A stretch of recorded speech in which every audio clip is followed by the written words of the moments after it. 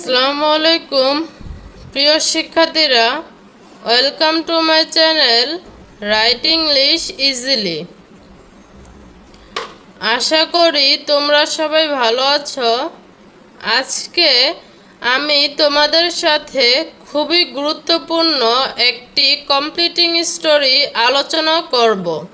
স্টোরিটি হচ্ছে Bayezid's love for his mother or Bayezid's devotion to his mother or obedience to mother, যে কোনো একভাবে থাকতে পারে। স্টোরিটি তোমাদের সুবিধার্থে আমি আগেই লিখে রেখেছি, এখন লাইন বাই লাইন তোমাদের কাছে এক্সপ্লেইন করব। তোমাদের পড়ার সুবিধার্থে আমি কিছু কঠিন শব্দের অর্থসহ লিখে দিয়েছি। চলো শুরু করি। Bayezid's love for his mother, মায়ের প্রতি বায়েজিদের ভালোবাসা। Or Bayezid's devotion to his mother, মায়ের প্রতি বায়েজিদের ভক্তি।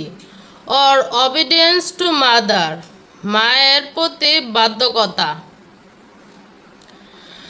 বায়েজিদ ওয়াজ এ ফেমাস সেন্ট, বায়েজিদ ছিলেন একজন বিখ্যাত সাধু। এখানে ফেমাস শব্দের অর্থ বিখ্যাত, সেন্ট সেন্ট শব্দের অর্থ সাধু বা ধর্মপরায়ণ ব্যক্তি।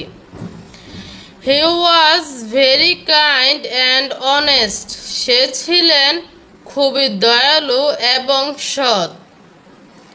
এখানে কাইন্ড শব্দের অর্থ দয়ালু, অনেস্ট অনেস্ট শব্দের অর্থ সৎ।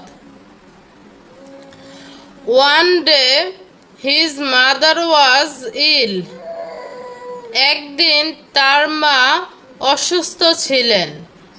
এখানে ইল শব্দের অর্থ অসুস্থ। At night, রাতে she asked Bayezid for a glass of water, সে বায়েজিদের কাছে এক গ্লাস পানি চেয়েছিলেন। Bayezid went to bring water, Bayezid পানি আনতে গিয়েছিল। এখানে ব্রিং শব্দের অর্থ আনা। But when he come back, কিন্তু যখন সে ফিরে আসে, he saw that his mother was sleeping, সে দেখে তার মা ঘুমিয়ে পড়েছে। এখানে ব্যাক ব্যাক শব্দের অর্থ ফিরে আসা। He did not wake her up, সে তাকে জেগে উঠায়নি। He stood beside her bed, সে তার বিছানার পাশে দাঁড়িয়ে থাকে। দ্য হোল নাইট, সারা রাত।